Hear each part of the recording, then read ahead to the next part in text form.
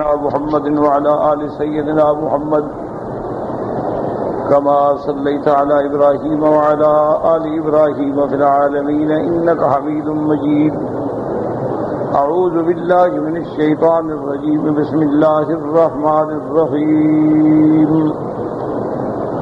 وإذ أخذنا من النبيين ميثاقهم ومنك ومن نوح وإبراهيم وموسى وعيسى ابن مريم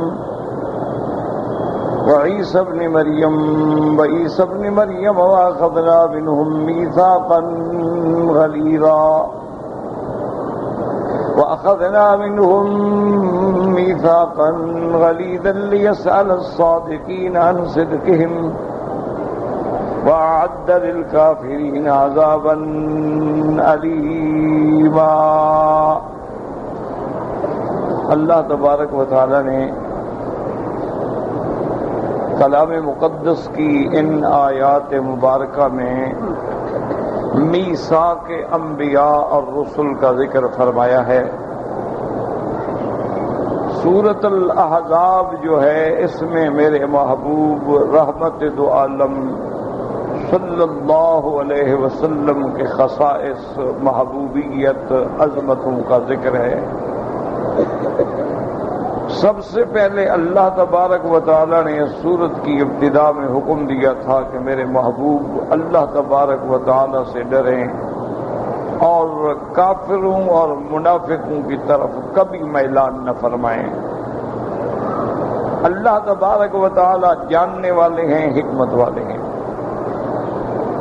آپ اتباع فرمائیں صرف اس کا جو اللہ نے آپ کی طرف وحی فرمایا ہے. واتبع ما یوحی الیک من ربک ان اللہ کان بما تعملون خبیرا. اللہ تبارک و تعالی جو بھی تم عمل کرتے ہو جاننے والے. اور اگر منافقین اور کفار اور اعداء اسلام، اعداء انبیاء، اعداء رسل تکلیف پہنچائیں، مت گھبرائیں. وتوکل علی اللہ، اللہ پہ بھروسہ کریں. اللہ تبارک و تعالی سب سے بہتر کارساز اور مددگار ہے. اس کے بعد پھر سورت مبارکہ میں کافروں کی جاہلیت کی رسموں کا توڑ کیا گیا. ایک رسم یہ تھی کہ وہ منہ بولے ہوئے بیٹے کو حقیقی بیٹا سمجھتے تھے. اگر بیوی کو کبھی ماں کہہ دیں تو وہ ہمیشہ کے لیے ماں بن گئی، حرام ہو جاتی تھی. اور جو بندہ کچھ زیادہ ذہین اور ابکری ہوتا کہتے اس کے دو دل ہیں. اللہ نے ان تینوں چیزوں کی تردید فرما دی کہ ما جعل اللہ لرجل من قلبین فی جوفہ. اللہ نے کسی انسان کے سینے میں دو دل نہیں رکھے. جب دو دل نہیں ہو سکتے تو دو مائیں بھی نہیں ہو سکتی. جب دو دل نہیں ہو سکتے تو بیوی بھی کبھی ماں نہیں بن سکتی. تو اس لیے اللہ تبارک و تعالی نے اس کی ابتدا قرآن مقدس میں کی اور ان کی رسومات کی تردید کی. اور فرمایا وما جعل ازواجکم اللائی تظاہرون منہن امہاتکم.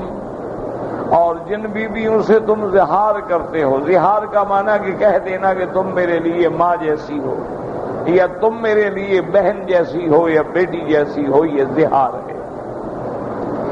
وہ تمہاری مائیں نہیں بن جاتی. وما جعل ادعیاکم ابناکم. اور تمہارے بولے ہوئے بیٹے جو ہیں وہ تمہارے حقیقی بیٹے نہیں بن جاتے. منہ بولا بیٹا الگ بات ہے اور حقیقی بیٹا الگ بات ہے. حقیقی بیٹا صلب کا بیٹا جو ہے وہی وارث بنے گا، آپ بھی اس کے وارث بنے گا. اور جہاں تک منہ بولا بیٹا ہے تو اس کے لیے شریعت میں احکام نہیں ہوں گے. وہ بڑے ہونے کے بعد ماں کے لیے بھی اجنبی ہوگا کیونکہ اس کی حقیقی ماں وہ نہیں ہے. پھر حکم دیا کہ یہ جو تم کچھ کہتے ہو، مثلا بیوی کو ماں کہہ دیا، کسی کو بیٹا کہہ دیا اور کہا کہ حقیقی بیٹا ہے. ذالکم قولکم بافواہکم. یہ محض تمہاری باتیں ہیں، اس میں کوئی حقیقت نہیں ہے. واللہ یقول الحق. اللہ پاک حق فرماتے ہیں، سچ فرماتے ہیں. وَهُوَ يَهْدِي السَّبِيلَ. اور وہ سیدھے راستے کی ہدایت فرماتے ہیں. اور اس کے بعد فرمایا ادعوہم لآبائہم هُوَ أَقْسَطُ عِندَ اللَّهِ. جب تم کسی کو بیٹا بناؤ تو اس کو اس کے باپ کے نام کے ساتھ پکارو، اپنا نام آگے نہ لکھو، یہ غلط ہے، اسلام کے خلاف ہے، اور اللہ نے قرآن میں اس کی تردید فرما دی۔ اور اسی سے یہ بھی واضح ہو گیا کہ دنیا ہو یا آخرت سب کو ان کے باپ کے نام کے ساتھ پکارا جائے گا۔ اگر آپ اپنے لڑکی کے نکاح کے بعد خامد کا نام لکھتے ہیں، پہلے باپ کا لکھیں، اس کے بعد لکھیں گے زوجہ فلاں۔ ادعوہم لآبائہم هو اقسط عند اللہ، اللہ کے ہاں انصاف کی بات یہ ہے کہ سب کو ان کے باپ کے نام سے پکارو۔ اسی لیے میرے آقا نے فرمایا کہ جو لوگ اپنے آپ کو کسی دوسرے نسب میں شامل کرتے ہیں، مثلا سید نہیں ہے لیکن سید بن گیا، قریشی نہیں ہے لیکن قریشی بن گیا، تو ایسے لوگوں پر حضور نے فرمایا اللہ کی لعنت ہوتی ہے جو اپنے نسب کو بدل ڈالتے ہیں۔ جو بھی تمہارا نسب ہے وہ اللہ نے تمہیں دیا ہے، اور نسب میں کوئی برائی نہیں ہوتی ہے، یہ تو دنیا میں تقسیم کار ہے، پہچاننے کے لیے اللہ نے قبائل بنا دیے ہیں، ورنہ اللہ کے ہاں عزت ان لوگوں کی ہوتی ہے جو زیادہ سے زیادہ اللہ سے ڈرنے والے ہوں۔ اس لیے اللہ نے فرما دیا وَجَعَلْنَاكُمْ شُعُوبًا وَقَبَائِلَ لِتَعَارَفُوا، یہ جو شاخیں ہیں، قبیلے ہیں، ہم نے اس لیے بنائے ہیں کہ تم جان پہچان سکو۔ إِنَّ أَكْرَمَكُمْ عِندَ اللَّهِ أَتْقَاكُمْ، تمہارے اللہ کے ہاں تو وہ عزت والا ہے جو زیادہ اللہ کے احکام پہ چلنے والا اور اس سے ڈرنے والا ہے۔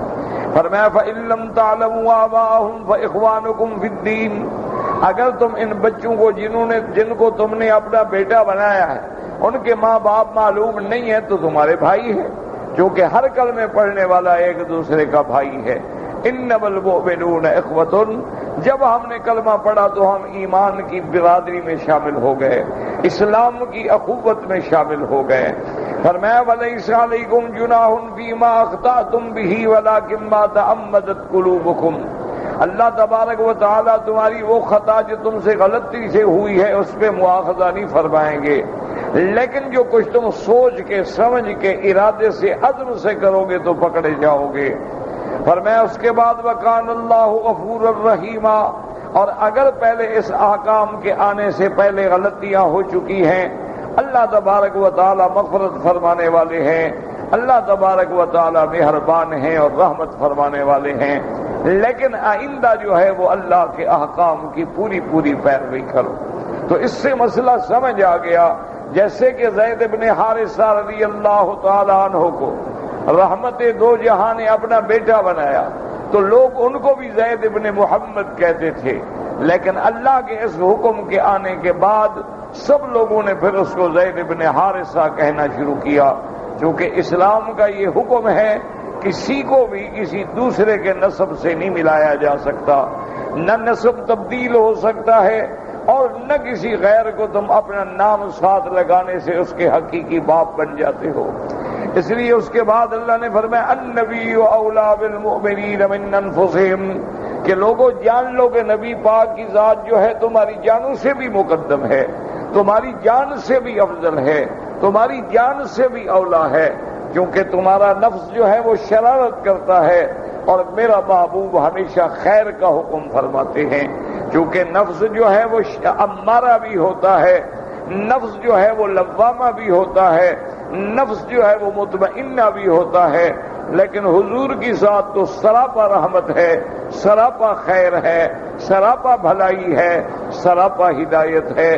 لہذا میرے نبی کے حکم کو اور میرے نبی کی محبت کو ساری کائنات سے زیادہ سمجھو، حتیٰ کہ اپنے جانوں سے بھی زیادہ محبوب محمد مصطفیٰ ہو صلی اللہ علیہ وسلم۔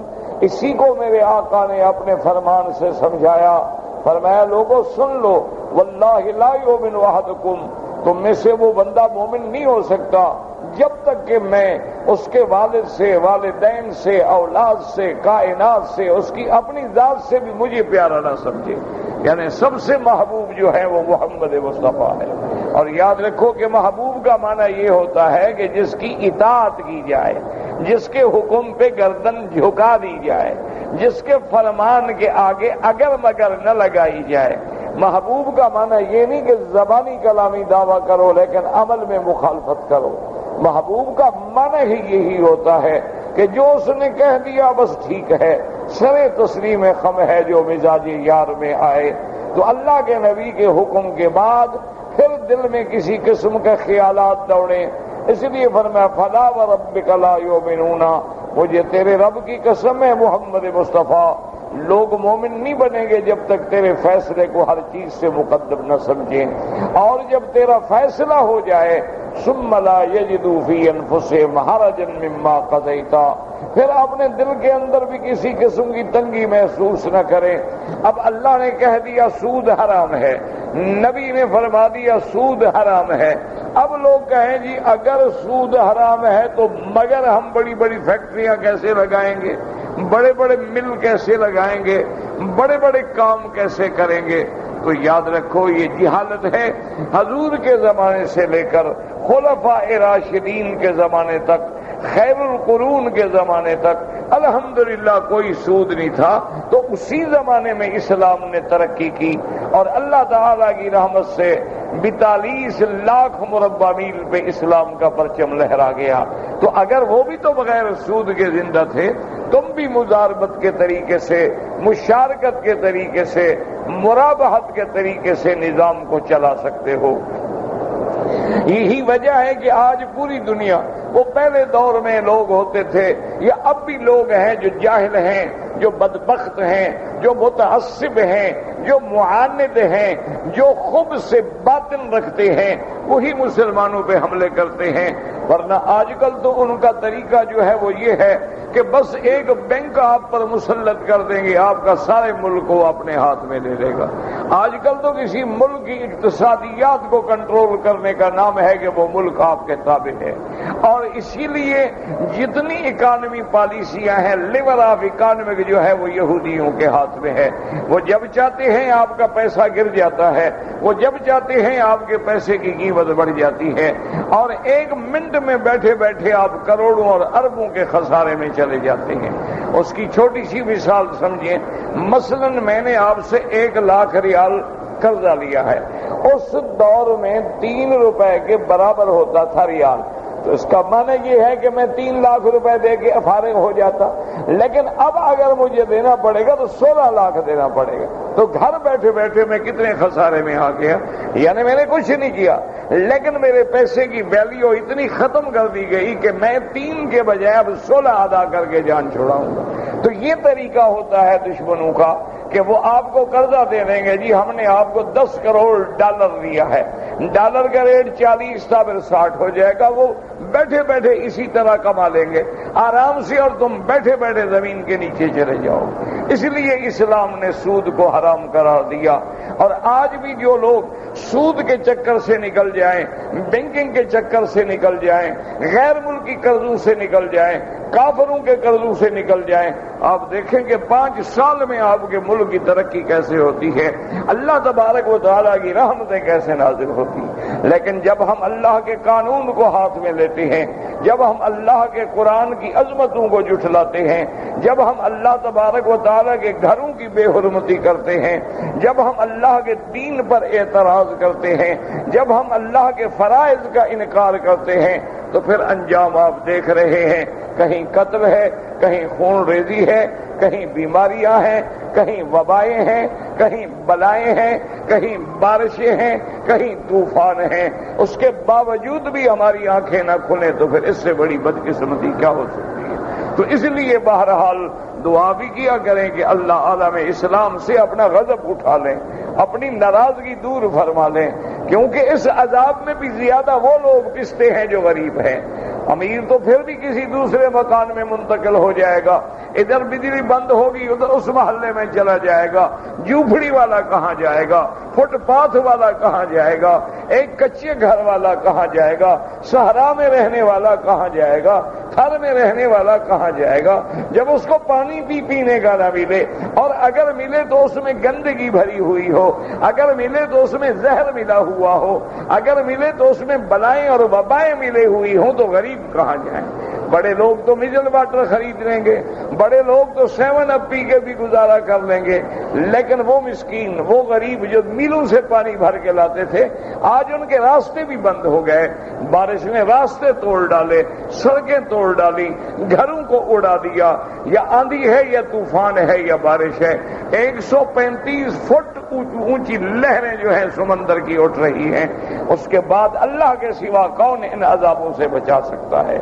ما سوا اس کے کہ ہم اللہ کے حرم میں اللہ سے فریاد کریں گے، یا اللہ ہمیں عذاب نہ دے، اللہم لا تہلکنا بذنوبنا، اللہم لا تعذبنا بذنوبنا، اللہم لا تمنع عنا بذنوبنا فضلک، یا اللہ ہمارے گناہوں کی وجہ سے عذاب نہ فرما، یا اللہ ہم کسی امتحان کے قابل نہیں، یا الہ العالمین، عالم اسلام بے بس بھی ہے، بے وس بھی ہے، بے سبب بھی ہے، بے اسباب بھی ہے، تیری رحمت کے سوا ہمیں کوئی کنارے پہ نہیں لگا سکتا۔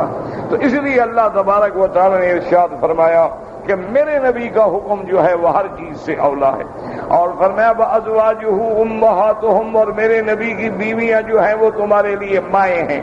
کیا معنی؟ احترام میں مائیں ہیں۔ یہ معنی نہیں ہوتا کہ تم پردہ بھی ختم، جیسے بیٹا ماں کے پاس جاتا ہے تم جاؤ گے، نہیں، پردہ بھی ہوگا، احکام بھی ہوں گے، شریعت بھی ہوگی، لیکن اکرام ہے، تکریم ہے کہ نبی کی بیوی سے نبی کے بعد بھی کوئی نکاح نہیں کر سکتا، اور نبی کی بیوی کا مقام وہی ہوگا جو ماں کا ہے، بلکہ ماؤں سے بھی کروڑ درجے بہتر ہوگا۔ اور اس کے بعد فرمایا وَأُولُو الْأَرْحَامِ بَعْضُهُمْ أَوْلَىٰ بِبَعْضٍ فِي كِتَابِ اللَّهِ، اللہ نے فرمایا میں نے جو کہا کہ نبی کی بیویاں تمہاری مائیں ہیں، اس کا معنی یہ نہیں کہ وہ تمہارے میراث یا جائیداد میں حصے دار ہیں، بلکہ تمہاری جائیداد کے حصے دار تمہارے رشتہ دار ہیں، وہ ذوی الفروض ہیں، ذوی الارحام ہیں یا اسبا ہیں۔ اولو الارحام بعضهم اولیٰ ببعض فی کتاب اللہ، اللہ نے ان میں بھی حصے رکھے ہیں، کسی کا زیادہ ہے کسی کا تھوڑا ہے، اسی میں حکمت ہے۔ فرمایا من المؤمنین والمہاجرین، جیسے کہ ابتدائے زمانے میں میرے آقا نے جب مدینہ منورہ تشریف لے گئے، آپ نے مہاجروں اور انصاروں کو بھائی بنا دیا اور وہ بھی ایک دوسرے کے وارث بن گئے، لیکن اللہ نے فرمایا کہ اس کے بعد اب کوئی وراثت نہیں ہوگی، نہ وراثت ہجرت ہوگی، نہ وراثت جار ہوگی، نہ وراثت اکرام ہوگی، نہ وراثت تقریب ہوگی۔ اب تو میراث صرف اسی کا ہوگا جو تمہارے نسب سے ہے، تمہارا رشتہ دار ہے، تمہارا خونی رشتہ ہے۔ وَأُولُو الْأَرْحَامِ بَعْضُهُمْ أَوْلَىٰ بِبَعْضٍ فِي كِتَابِ اللَّهِ مِنَ الْمُؤْمِنِينَ وَالْمُهَاجِرِينَ إِلَّا أَن تَفْعَلُوا إِلَىٰ أَوْلِيَائِكُمْ مَعْرُوفًا، ہاں اگر تم اپنے رشتہ داروں سے بھلائی کرنا چاہو، کسی کو کچھ دینا چاہو تو کوئی حرج نہیں۔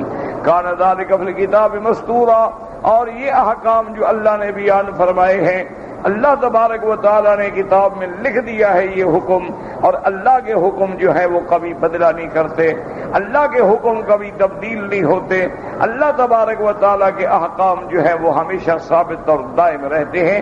ان کے بعد آج کے سبق میں اللہ نے ایک اور عظمت بیان فرمائی،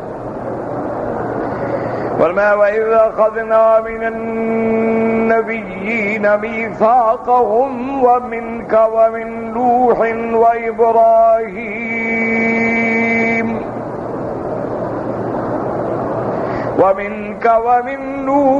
وَإِبْرَاهِيمَ وَمُوسَى وَعِيسَى ابْنِ مَرْيَمَ وَأَخَذْنَا مِنْهُمْ مِيثَاقًا غَلِيظًا لِيَسْأَلَ الصَّادِقِينَ عَنْ صِدْقِهِمْ وَأَعَدَّ لِلْكَافِرِينَ عَذَابًا أَلِيمًا۔ اس میں اللہ پاک فرماتے ہیں وَإِذْ أَخَذْنَا، جب ہم نے لیا انبیاء سے عہد، اور انبیاء میں سے وَمِن کا، میرے مدنی محمد مصطفیٰ آپ سے بھی، وَمِن نوح، حضرت نوح، حضرت ابراہیم، حضرت موسیٰ، حضرت عیسیٰ ابن مریم، وَأَخَذْنَا مِنْهُمْ مِيثَاقًا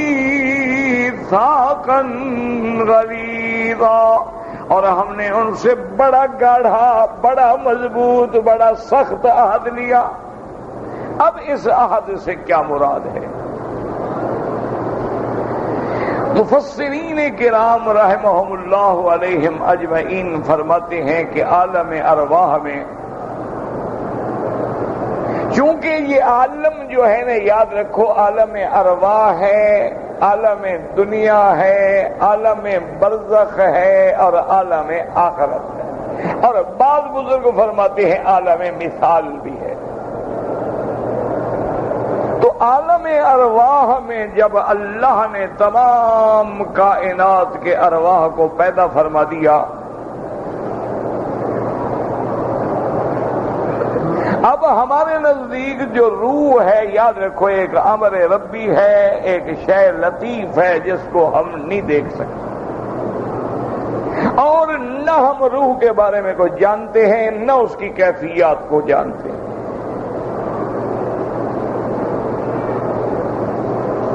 صاف قرآن پاک میں موجود ہے کہ یسألونک عن الروح، میرا محبوب آپ سے سوال کرتے ہیں کہ روح کیا چیز ہے؟ قل الروح من امر ربی، بس روح میرے رب کے امر کا نام ہے، اللہ جانتا ہے، ہم نہیں جانتے۔ لیکن روح کو ہم نہیں جانتے، یہ نہیں کہ اللہ بھی نہیں جانتے، نعوذ باللہ۔ اللہ تو جانتے ہیں کہ یہ روح کس کا ہے، یہ کس کا ہے، یہ کس کا ہے، اور اللہ اگر دکھانا چاہیں تو اسی روح کے اندر اس انسان کی جسم میں اس روح کو ڈالنا ہے، اس کی صورت بھی دکھا دیتے ہیں۔ اس کی آسان مثال سمجھیں کہ آج کل ایک چھوٹی سی چپ ہے،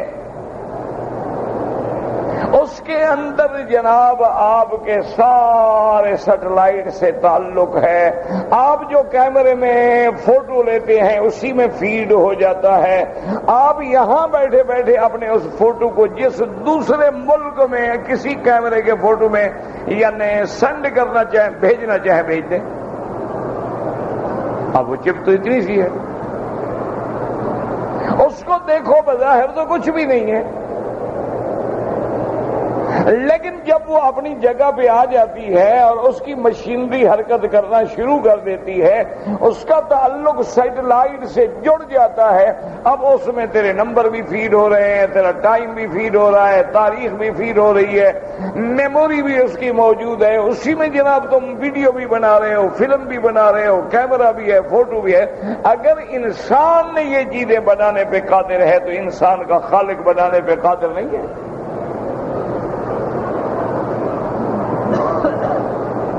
اسی لیے اللہ کے قرآن کو سمجھا کریں کہ اللہ نے جب آدم علیہ السلام کی ذریت کو، اللہ نے حضرت آدم کو جب دکھایا تو حدیث میں آتا ہے کہ حضرت آدم نے پوچھا کہ یا اللہ یہ کون ہے؟ تو اس کا معنی ہے کہ اللہ نے آدم علیہ السلام کو باقاعدہ صورت دکھائی۔ اللہ نے فرمایا کہ یہ تمہارا بیٹا ہے، نبی ہوگا، حضرت داؤد علیہ السلام۔ انہوں نے عرض کیا کہ یا اللہ میرے اس بیٹے کو عمر کتنی دی ہے آپ نے؟ اللہ نے فرمایا 60 سال۔ یا اللہ مہربانی کریں میری عمر سے 40 سال اس کو دے دیں، یہ تو بہت تھوڑی عمر ہے، میرا بیٹا تو بڑا خوبصورت ہے، تو تھوڑے دن زندہ رہے گا۔ تو معنی یہ ہے کہ اللہ اگر چاہیں تو اسی عالم ارواح میں بھی اشکال دکھا دیں۔ اسی لیے حدیث مبارک میں تفصیل آتی ہے کہ جب مومن بندہ مر جاتا ہے، اس کی روح کو کفن میں جنت کے اکفان میں لپیٹ کے خوشبوؤں میں بسا کے اللہ کے فرشتے لے کے آسمانوں کی طرف جاتے ہیں، اور ہر آسمان پہ پوچھا جاتا ہے کہ تم آ رہے ہو، کس کی روح ہے؟ تو ملائکہ عرض کرتے ہیں فلاں بندے کی، تو وہ مرحبا کہتے ہیں، پھر اگلا آسمان، دوسرا، تیسرا، چوتھا، پانچواں، چھٹا، ساتواں، اور حتیٰ کہ علیین میں جا کے اس روح مبارک کو رکھا جاتا ہے اللہ کے حکم سے۔ اگر کافر کی روح ہے، فاسق اور مشرک کی روح ہے، تو اس کی روح کو جب لے جاتی ہے حکم ہوتے تھے لے جاؤ اس کو دفع کرو، جا کے اسفل سافلین میں رکھو، سجین میں رکھو۔ تو ان کی روح کو لے جاتے ہیں 7 زمینوں کے نیچے، وہ جہنم کا قید خانہ ہے جس کا نام سجین ہے، وہاں جا کے اس روح کو محفوظ کیا جاتا ہے۔ اسی کو قرآن نے فرمایا ان الابرار لفی علیین وان الفجار لفی سجین، اور فجار جو ہے وہ سجین میں ہے۔ تو اب اللہ چاہے تو روح کا تعلق جسد سے بھی جوڑ دیں، جیسے آپ کی اس چپ کا تعلق سیٹلائٹ سے ہے اور سیٹلائٹ کا تعلق پورے عالم سے ہے۔ اب تو اتنا ایڈوانس ہو گئی ہے نئی ٹیکنالوجی کہ اگر آپ بات کر رہے ہیں وہ آپ کو یہ بھی بتا دیں گے کہ آپ کہاں بیٹھے ہیں۔ یعنی اب یہاں آپ یا وہ ٹیلی فون ابھی یہاں چل رہے ہیں کہ آپ مثلا آپ نے ٹیلی فون کیا، میں دیکھ رہا ہوں کہا اچھا ہے جرول سے بول رہا ہے، عزیزیہ سے بول رہا ہے، مسفلہ سے بول رہا ہے، اور اگر اس کو مزید فوکس کرنا چاہے تو بالکل ان کے سامنے آ جاتا ہے۔ ایک زمین پہ چلتی ہوئی چیونٹی کو بھی دیکھ لیتے ہیں۔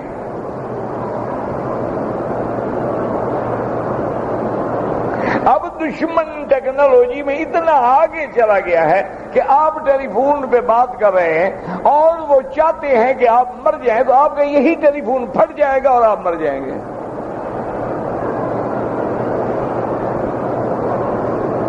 اسی لیے میں ہمیشہ کہتا ہوں کافروں سے لڑنا ہے تو علم حاصل کرو۔ اب لڑائی ڈنڈے سے نہیں ہوگی۔ ایک آدمی ہوائی جہاز پہ بیٹھ کے مدینہ جائے، کار پہ بیٹھ کے جائے، آپ کہیں نہیں جناب بس ہم اللہ کے نام پہ دوڑ پڑتے ہیں، ہم بھی پہنچ جائیں گے، پہنچتے جاؤ گے لیکن انشاءاللہ مہینے کے بعد۔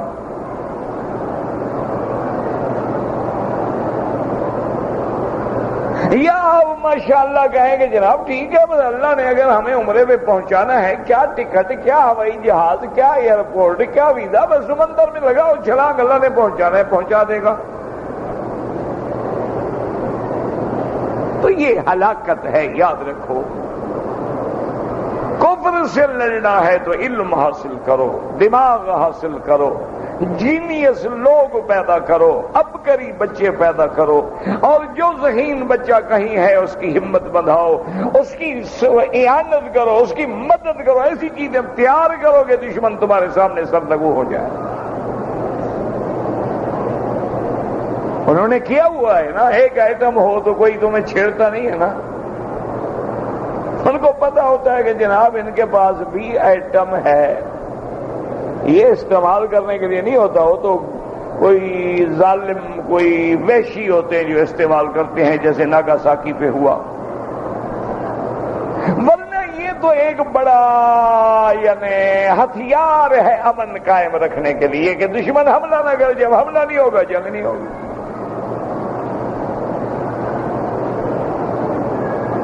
اس کو پتا ہوتا ہے کہ بھئی یہ جب دیکھیں گے کہ ہم بالکل مرنے پہ آ گئے ہیں تو مار دیں گے، نہ وہ رہیں گے نہ ہم رہیں گے، لڑائی کا فائدہ۔ تو یہ تو الٹا امن کا ہتھیار ہے اگر دیکھا جائے۔ لیکن بدقسمتی یہ ہے کہ کافروں کے پاس 1000 ہو تو کوئی حرج نہیں، مسلمانوں کے پاس 1 ہو تو ہضم نہیں ہوتا۔ اس کی وجہ کیا ہے؟ ہمارے جذبات، کہ ہم جذبات میں شور بہت کرتے ہیں، نتیجہ کچھ بھی نہیں ہوتا۔ میں ایک دفعہ کسی ملک میں گیا تھا دورے پر، تو اللہ ان کو تو خیر بہرحال جزا دے کہ انہوں نے سیکورٹی کا کہا کہ جی آپ کے ساتھ اسکارٹ چلے گا، یہ ہوگا۔ میں نے ان کو بلایا، میں نے کہا یہ کیوں اسکارٹ کیوں چلے گا، ایک گاڑی آگے چلے گی جناب؟ جی یہ تو سیکورٹی ہوتی ہے، تحفظ ہوتا ہے، حفاظت ہوتی ہے، گن مین ہیں آپ کے آگے ہوں گے۔ میں نے کہا اس کا ایک فائدہ ہوگا کہ میرے دشمن جو ہے وہ بالکل ریڈی ہو جائے گا، بھی گاڑی یہ گزر رہی ہے نا بتی والی یوں کرنے والے، میں نے پچھلی گاڑی میں ہوگا، وہ تیار کھڑا ہوگا، میں کیا کروں گا؟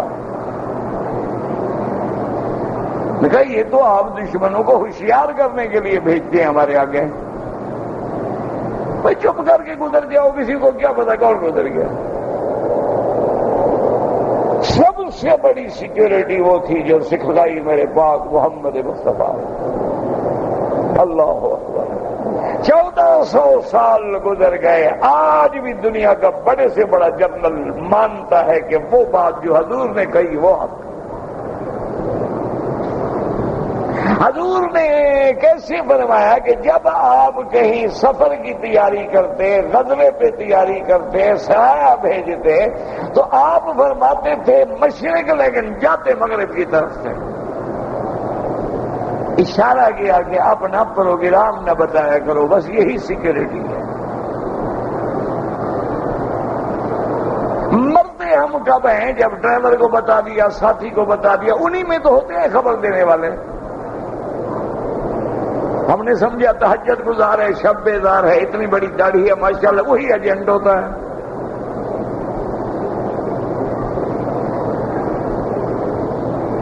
ہم نے کہا ماشاءاللہ یہ تو 16 سال سے شاگرد ہے، میرے پاس پڑھتا ہے، وہی سب سے بڑا جاسوس ہوتا ہے۔ تصویر بھی پڑھتا رہتا ہے، ہماری ہر خبر بھی پہنچاتا رہتا ہے، پیمنٹ بھی لیتا رہتا ہے ماشاءاللہ۔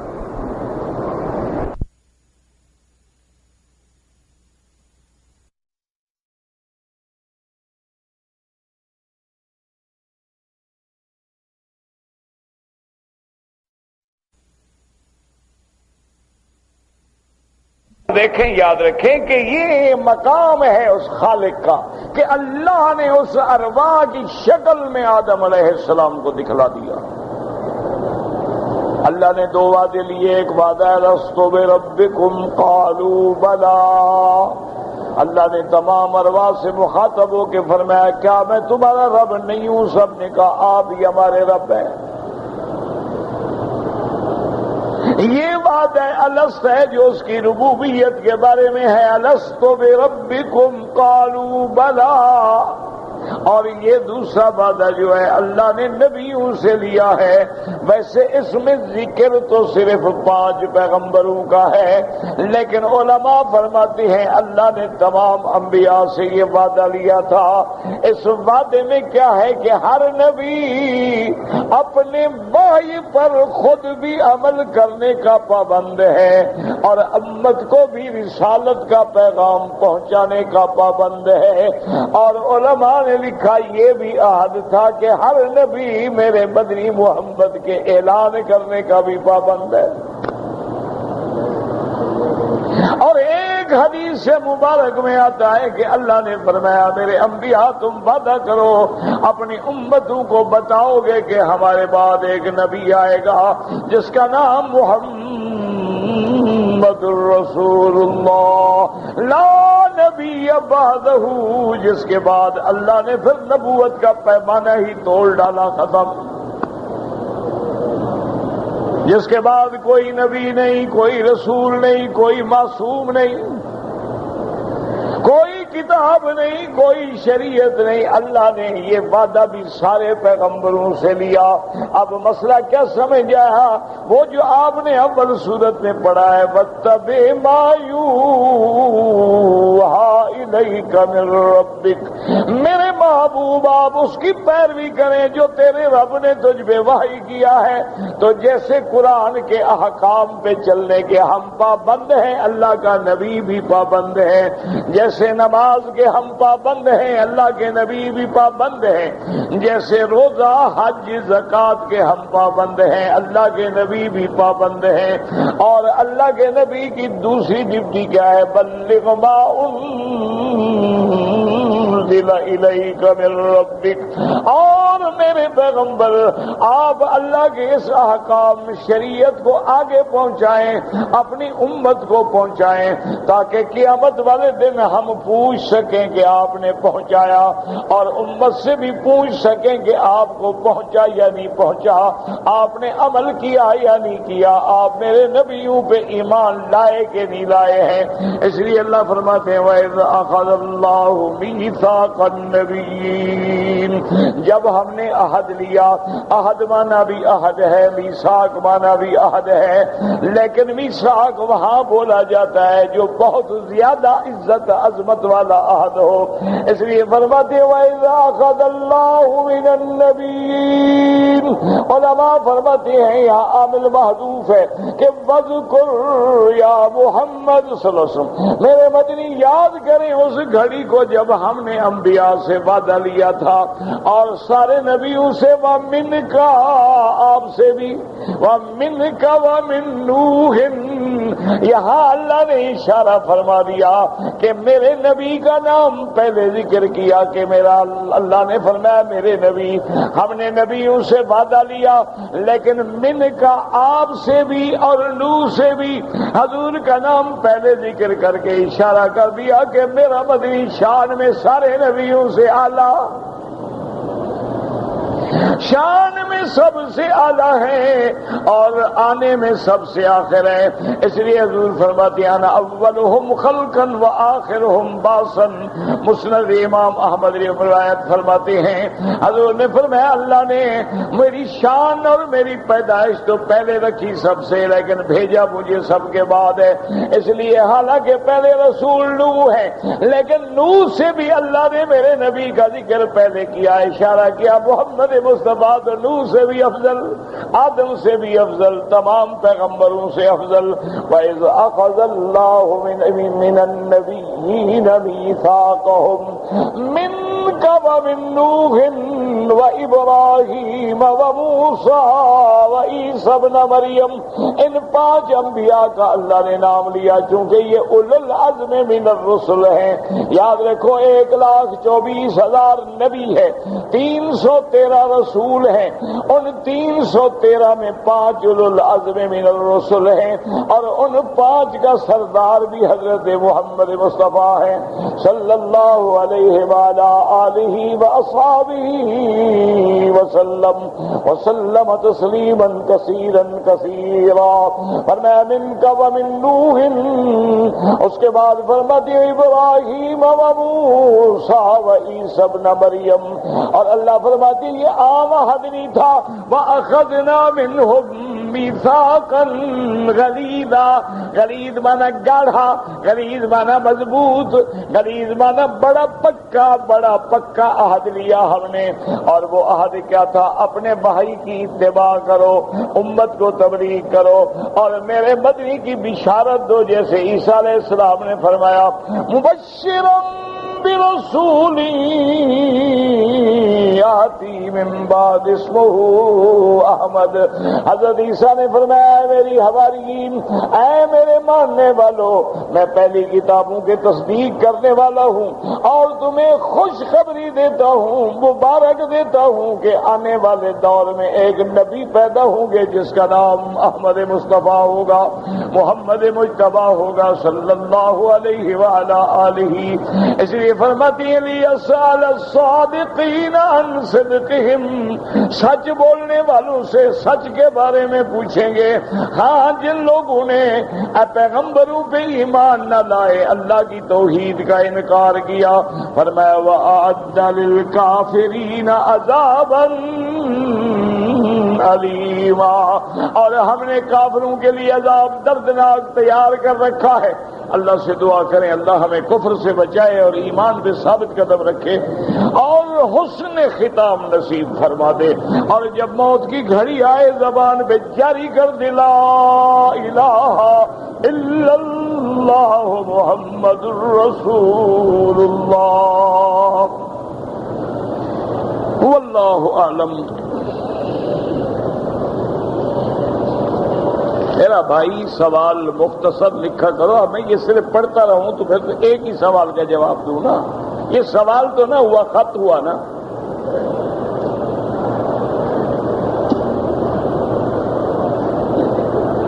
بہرحال اگر آپ نے بال نہیں منڈائے، کپڑے بدل لیے، کپڑے بدلے ہوئے آپ کو 7، 8، 10 گھنٹے گزر گئے، سر بھی منڈائے اور ایک بکری دم بھی دے، باقی عورت کے لیے کوئی نہیں، اس نے تو کوئی کپڑے بدلنے نہیں تھے نا، اس کے صرف بال کاٹ دیے، آپ کی والدہ پہ کوئی جرمانہ نہیں۔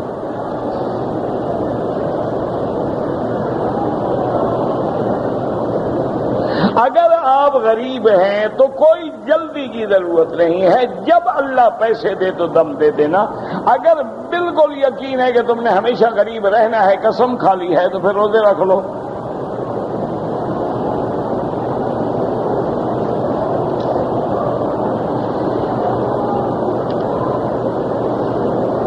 اگر عورت نماز کی حالت میں بہرحال کپڑا اگر چہرے پہ ہے، پیشانی پہ ہے، نماز ہو جاتی ہے۔ قالین پہ ہم سجدہ نہیں کرتے۔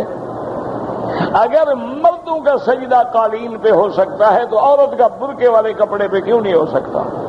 وہ تو مسئلہ یہ ہے کہ نماز کی حالت میں چہرہ کھلا رکھ سکتی ہے، ہاتھ کھلے رکھ سکتی ہے، پاؤں کھلے رکھ سکتی ہے، کیونکہ ہر بندہ نماز میں ہے، کون بے حیا ہے جو اس کی طرف دیکھے گا؟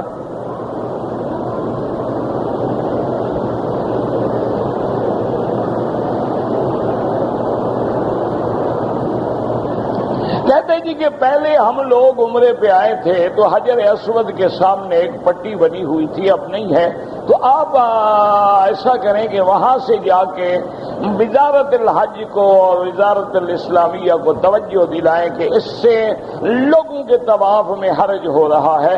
آپ جتنی لوگ بھیجیں گے انشاءاللہ اس پہ غور کریں گے۔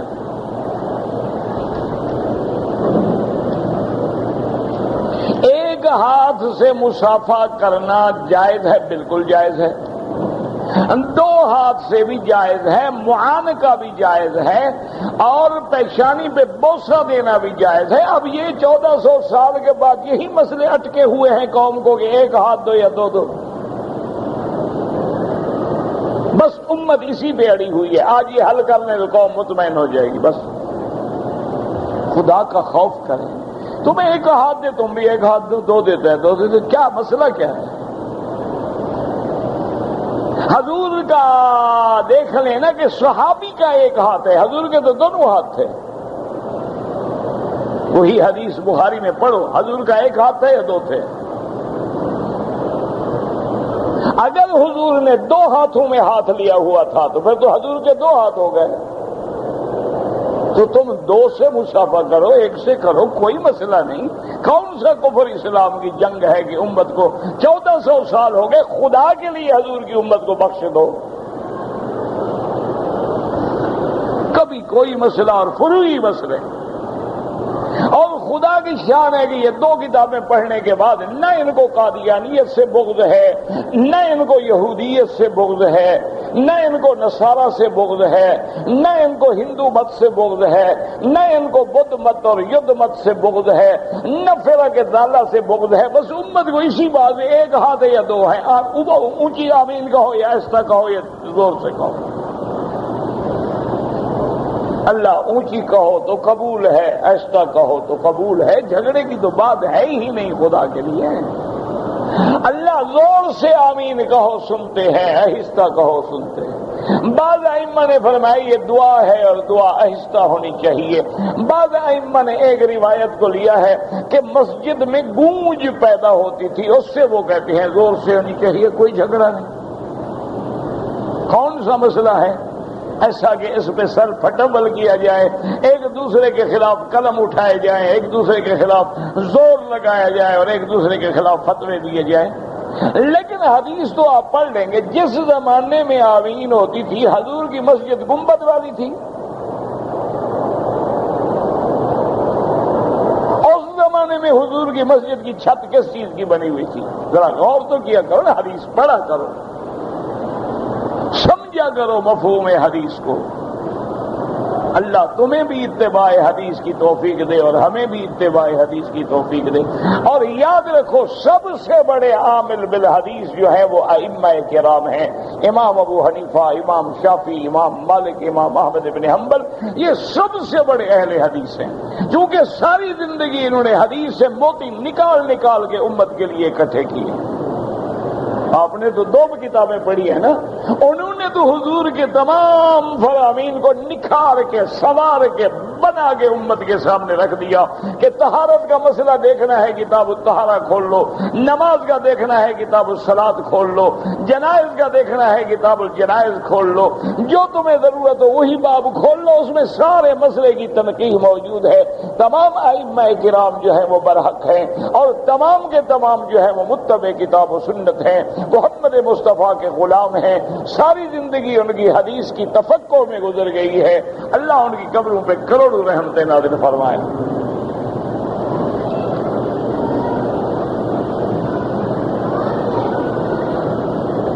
نماز میں جب امام صاحب فاتحہ پڑھتے ہیں میں شروع کرتا ہوں تو امام پڑھنا شروع کر دیتے ہیں، پھر میں چپ ہو جاتا ہوں تو نہ پڑھا کرو نا.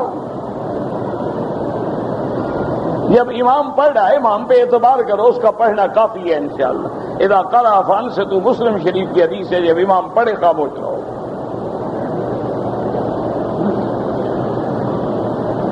بعض لوگ جو ہیں ظہر کی سنتوں سے، ظہر کی نماز سے پہلے 4 رکعت کے بجائے 2 رکعت پڑھتے ہیں. ان کو 2 لاکھ رکعت کا ثواب ملے گا. جو 4 رکعت پڑھتے ہیں ان کو 4 لاکھ کا ثواب ملے گا. تمہاری مرضی جتنا سودا خرید لو، تم 2 پڑھا کرو، 2 بھی چھوڑ دو. اللہ کے بندے حدیث میں 2 بھی ہے 4 بھی ہے. اب جس نے 4 رکعت پڑھی دونوں حدیثوں پہ عمل ہو گیا، جس نے 2 پڑھی 4 والی حدیث تو چھوڑ دی. تو حدیث پہ ہم عمل کرتے ہیں کہ تم عمل کرتے ہو؟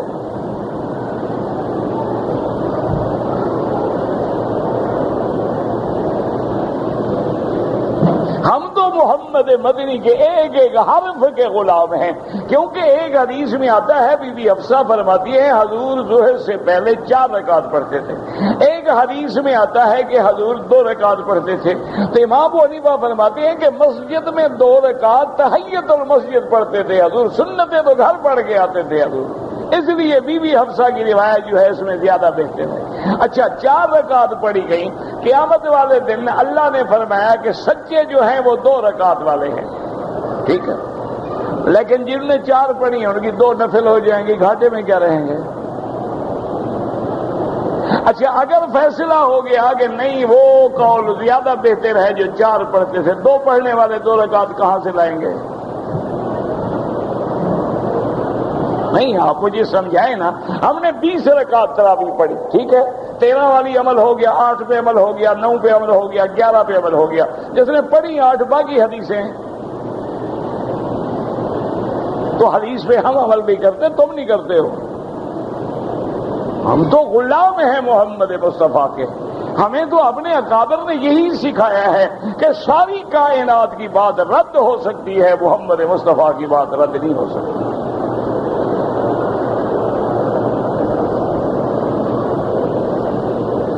پیدائش میں وقفہ کرنے کے لیے اگر گولیاں استعمال کی جائے جائز ہے.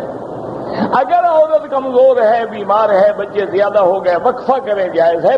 بالکل بند نہ کریں، کیونکہ ایسے واقعات ہوتے ہیں. ایک آدمی کے 6 بچے تھے، اس نے جا کے اللہ کے بندے نے اپنی بیوی کا آپریشن کرا کے یوٹرس ریموو کرا دی، نکال دی کہ ابھی بہت بچے ہو گئے، ہم کیا کریں گے آئندہ. وہ جناب آپریشن کے چند مہینے کے بعد حادثہ ہوا، 6 کے 6 بچے مر گئے. اب کہاں سے بچے لے آئے؟ ادھار. اب بیٹھے رو رہے ہیں جی ہم نے کیا کیا، ہم نے کیا کیا. تو اللہ کے فیصلے کے خلاف کرو گے تو یہی ہوگا. بھئی اگر بیوی کمزور ہے، ضرورت ہے، روک دو. اور آج کل تو کوئی مسئلہ ہی نہیں ہے. لیڈی ڈاکٹر جو ہے مائنر سے آپریشن کر کے وہ ٹیوب الگ کر دیتی ہے، کچھ بھی نہیں ہوتا ہے، پتہ بھی نہیں لگتا ہے. اور جب ضرورت ہو ٹیوب کو جوڑ دیتی، بات ختم ہو گئی. اب تو میڈیکل اتنا ایڈوانس ہے کہ کوئی مسئلہ ہی نہیں رہا.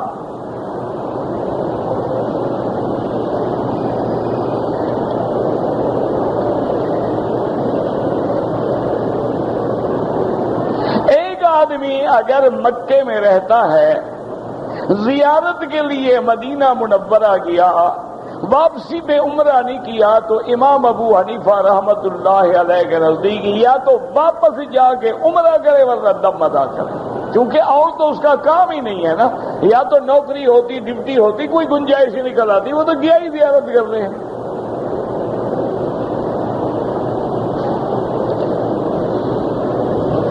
طواف کے ہر چکر میں حجر اسود پہ استلام ضروری ہے، بوسہ دیں یا اشارہ کریں۔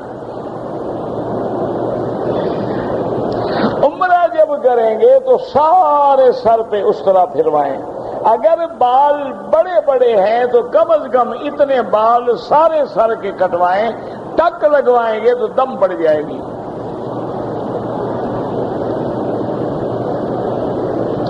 بینک کی ملازمت بالکل اختیار نہ کریں، اور اگر پھنسے ہوئے ہیں اللہ سے دعا مانگیں، اللہ آپ کو اور اچھی جگہ دے، جب دوسری جگہ مل جائے تو نوکری چھوڑ دیں، ورنہ مجبوراً کرتے رہیں۔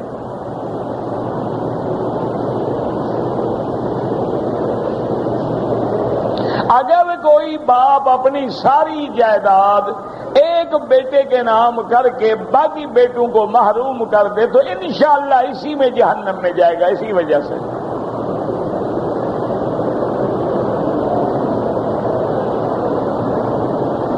اللہ نے جب قرآن میں فرض کر دیا ہے ہر اولاد کا حق، تو یہ کون ہے ان کو محروم کرنے والا؟ ایک صحابی نے حضور سے کہا میں ایک بیٹے کو ہدیہ دے رہا ہوں، آپ نے فرمایا سب بیٹوں کو دیا ہے؟ اس نے کہا نہیں، اسی بیٹے کو۔ اور فرمایا لا اشہد علی جور، یہ ظلم ہے اور ظلم پر محمد مصطفیٰ گواہ نہیں ہو سکتا۔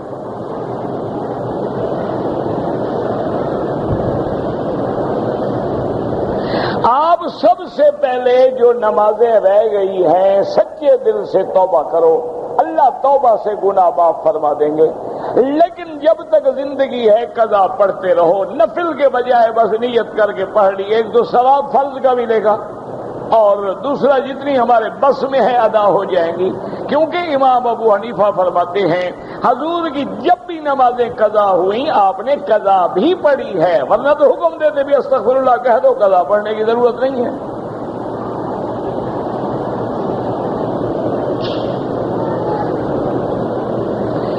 بہرحال انشورنس سے بچیں، مجبوری ہے تو کرائیں، آج کل تو حالات ہے نا، گاڑی آدمی چلا ہی نہیں سکتا جب تک انشورنس نہ ہو، تو مجبور ہے۔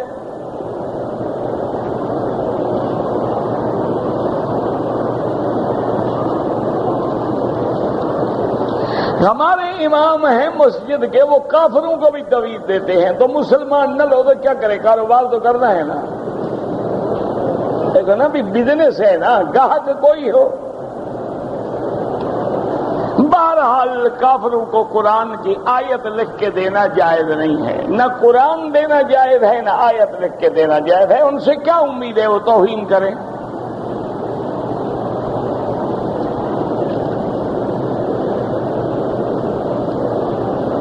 قبر کے بعد دعا کریں اور اجتماعی بالکل جائز ہے، حضور نے صحابہ کو حکم دیا کہ فَاسْأَلُوا لَهُ التَّثْبِيتَ الْآنَ يُسْأَلُ، آپ نے فرمایا تمہارے بھائی کے سوال جواب کا وقت ہے، دعا مانگو اللہ اس کو ثابت قدم رکھے۔ قبر پہ دعا مانگنا تو سنت ہے، لیکن ہماری قوم الٹی ہے، جنازے میں دعا سنت ہے، قبر پہ سنت ہے، یہ جنازے والی پر بھی اعتبار نہیں، قبر والی بھی نہیں، جنازے کے بعد یہ تین دعائیں مانگتے ہیں، ایک نئی قوم نکلی ہے اللہ جانے، یعنی جو جنازے میں دعا ہے اس کا کوئی اعتبار نہیں ہے۔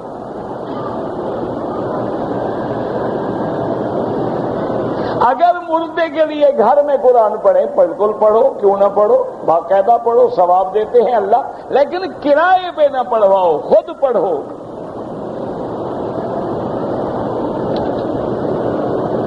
صفا پہاڑ کا نام ہے، مروہ بھی پہاڑ کا نام ہے، ان الصفا والمروہ، مانے کی کیا ضرورت ہے، جب علم ہو جائے مانا نہیں کیا جاتا۔ کہتے جی کہ طواف کے بھی 7 چکر ہیں اور کعبے کے بھی 7 چکر ہیں اور سجدہ بھی 7 چیزوں پہ، اس لیے کہ جہنم کے بھی 7 دروازے ہیں، جب تم ان پہ عمل کرو گے تو اللہ سارے دروازے بند کر دیں گے۔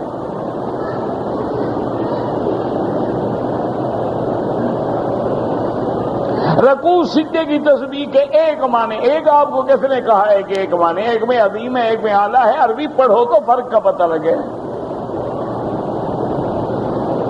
وہ تو تمہارے نزدیک ایک ہے نا، عورت ہو تو سر، مرد ہو تو سر، افسر ہو سر، اور اس کو کوئی مؤنث سے تو نہیں بولو گے نا، وہ بھی سر باس ہے نا جی۔ عربی میں عظیم اور اعلیٰ میں آسمان و زمین کا فرق ہے، کبھی کھول کے لغت دیکھا کرو۔ بینک سے گاڑی لینے کے لیے قرضہ لینا حرام ہے، بینک گاڑی خود خرید کر کے تمہیں دے دے وہ جائز ہے، گاڑی اس کی ملک ہو گئی نا، اب ملک نفع سے بیچ رہا ہے اس کی مرضی ہے، لیکن اگر ہم پیسے دیتے ہیں پھر سود دیتے ہیں تو یہ تو سود ہے، تو حرام ہے۔ صفا مروہ مسجد میں داخل نہیں ہے، مسجد الحرام میں داخل ہوتے ہوئے دروازے کے اندر، بہرحال مسجد الحرام تو سارا مکہ مسجد الحرام ہے، ویسے یہاں جو عمارت ہے اس کا حکم ہے، ورنہ تو جہاں تک حد حرم ہے سب مسجد الحرام ہے۔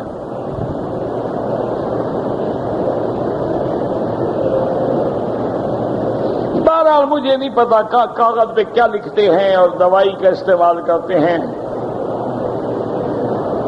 اگر ایک عورت نے طواف کیا، طواف کر لیا، صفا مروہ کا چوتھا چکر ہے اور حیض آ گیا، کوئی بات نہیں، صفا پوری کر لے اسی حیض میں، کوئی حرج نہیں۔ کھا بھی اسپرے میں نفع رکھتے ہیں، مجھے نہیں پتا، صحیح لکھو گے تو جواب صحیح ہوگا۔ ربنا تقبل منا انك انت السميع العليم وتب علينا انك انت التواب الرحيم اللهم اجعل لنا وللمسلمين من كل هم فرجا ومن كل ضيق مخرجا ومن كل بلاء عافية اللهم يسر امورنا اقض حاجاتنا يا قاضي الحاجات يا سميع الدعاء يا مجيب الدعوات صلى الله تعالى على خير خلقه سيدنا محمد وآله وصحبه